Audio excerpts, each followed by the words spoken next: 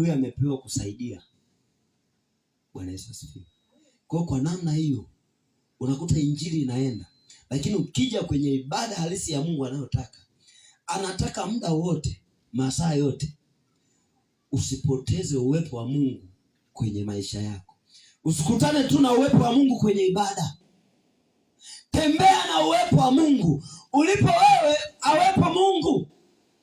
Hata ikitokea ukitamka neno, anakuwa Mungu ametamka ndani yako.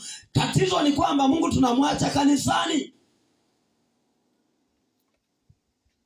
Bwana Yesu asifiwe. Amen. Ukija kanisani unakuja kukutana na Mungu.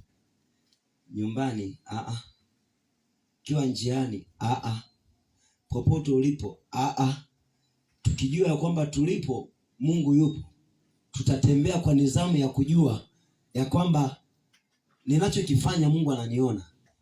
Ninachozungumza, hata ninachokiwaza ndani. Unajua kwenye ile saa ya ile tunaita ile ya kutubu ile. Mungu Baba wa rehema anasema kwa makosa niliyoyawaza, niliyotenda na kunena. Umewaza mangapi? Kwa sababu haupo kwenye uwepo. Ukikaa kwenye uwepo, unatafakari habari za Mungu. Sasa ingine unakuwa na mstari wa kusimama nao. Soma Biblia hata kama ni mstari mmoja, miwili. Unakaa unatafakari, unatamani ile ahadi ambayo umeisoma kwenye neno itokee kwenye maisha yako. Yaani umesoma, kwa mfano, umesoma habari za mtu ambaye alisaidika. Mfano umesoma ile Isaya 54, mstari wa 14, anaposema utakuwa mbali na kuonewa. Bwana Yesu asifiwe. Pale anapozungumzia hiyo habari pale, utakuwa mbali na kuonewa. Unakaa na huo mstari, unasema Mungu aliye hai. Pale kazini ninaonewa sana. Nakutana na mambo mengi. Lakini hiki kwenye kitabu umesema ya kwamba nitakuwa mbali na kuonewa. Nachukua huu mstari. Umesema nitakuwa mbali na kuonewa, mbali na hofu, maana haitanikaribia.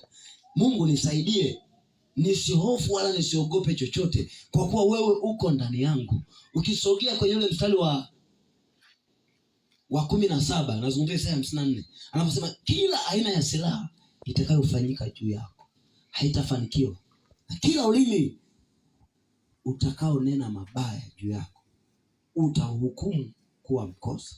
Kwa hiyo nazungumza, naambia Mungu, ninajua viko vitu vingi, ziko silaha nyingi.